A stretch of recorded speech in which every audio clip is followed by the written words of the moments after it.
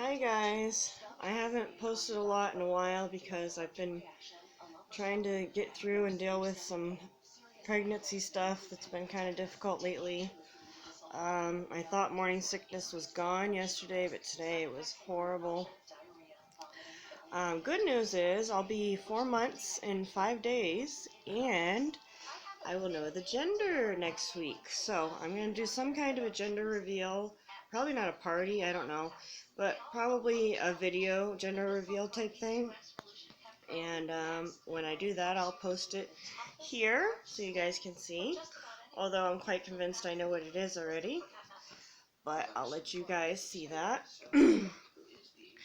Also, med changes and whatnot. Since being pregnant, I have had to deal with some pretty severe tics every day. Usually pretty bad in the morning, pretty bad at night, and anytime in the middle of the day. Yes, hello Piper, what's up? She checks on me a million times a day. She's like, boop boop. That's what I call it when she headbutts my leg or knee or whatever it is. She's checking on me. Hi Piper. You're my girl. Are you my girl? Yes. She wants to be in the video too. She likes videos. Lola doesn't. Anyhow, I'll try to give you guys more content, more videos as soon as I'm feeling up to it. But as far as the baby goes, baby's developing very well.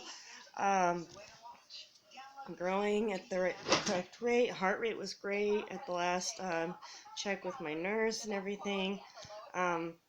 So yeah, that's going really good. Baby's moving, and I feel baby moving a lot more lately. And I have a theory that I've shared with my nurse and my OB that ever since I've started feeling the movement more, especially in the morning, I have a feeling that because of my sensory issues that it makes me nauseous in the morning. Like when I feel that when I'm laying in bed, it's just like seasickness. If you get seasick, your stomach's all moving, you get nauseous. It's kind of like that for me, feeling the movement. Although I love it much more in the day when I'm up and not laying in bed. But when I'm laying in bed in the morning and I feel like it makes me nauseous. So I haven't really met many other mothers on the spectrum or any other women that are pregnant on the spectrum. But if you know anybody, or if anybody's watching this that is, please comment below any experiences you have with pregnancy and all of the symptoms that go along with it. And I normally don't say this in my videos because I'm not all about like trying to be famous or whatever, but I do like to have as many people to comment, support, and be there on my videos. So if you can, comment and like the video and share it, and also subscribe, and the bell notification lets you know every time I post a new video, so you can hit that. And I like never usually say that, but anyhow, I am looking to get as much support as I can. I'm looking to get as big of a community as I can on my page for every kind of person, neurotypical, atypical, and also the more atypical or people with autism, mothers with autism I get, it'll help me. It really will help me to have more of a community because I just don't have that around here where I live. And adults with autism just doesn't even exist really where I live. It's almost a thought that it goes away as an adult. Also, if you remember, if you watched my story, I got diagnosed at 31. I'm only 34. I've only known I've had it for a few years.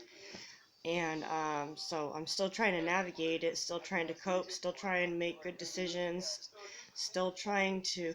I watch all these other autism videos of kids that are in ABA and stuff, and I'm trying to apply some of those concepts to me as an adult, because I don't have anything in the way of community or supports or education or anything for autism. So, but I'm going to try and link these channels below. I'm terrible with editing YouTube and knowing how to do stuff like this, but anyhow, some of the channels that I do watch very regularly are Fathering Autism, the Wee Family, the Brazy Bunch, I think her channel is called. Who else? Um, I recently started watching this Autistic Mom channel. This girl, but I've started watching her so recently I can't remember the name of her channel. But she has at least a couple of children, and the first video I saw of hers was her explaining how she got diagnosed with autism in the middle of, I think either in the middle of pregnancy or in the middle of between baby number 1 or number 2. I'm not sure really. But some of her experiences I have found relatable, so that's been cool. So anyhow, I hope to post some new content soon. I've been actually practicing singing karaoke. As you guys know, I typically don't like to do karaoke. The reason for that, I mean, I love to sing, but I don't like to do it without the voices. And the reason for that is I lose my key a lot with a lot of the songs, or at least that's what's been my excuse for most of them. However, I've downloaded a bunch of karaoke of the songs that I sing all the time, and there's a couple that I'm not super terrible at, so I'm giving it a shot. I'm not going to post anything until I feel like I've practiced it enough and I've gotten the key right enough for it to sound good. But you guys can look forward to that. I'll have that sometime soon. Anyhow, also backtracking a little bit, but I don't. I would love also comments from other pregnant mothers. You don't have to be autistic, of just symptoms that you're going through, different things you've experienced, how you've dealt with it. I want to know how many people had morning sickness. This far along, I'll be 4 months and 5 days, and it's also pretty bad, and it also usually lasts me till afternoon and sometimes later, and I sometimes get another bout of it later. I know I don't have hyperemesis, or I think that's what it's called. I know I don't have that. That's where you have morning sickness pretty much all day, all the time, and you can hardly keep or not keep anything down, and people with that usually have to be hospitalized because they can't keep anything down. It's not that bad. It's like a medium level, I would say.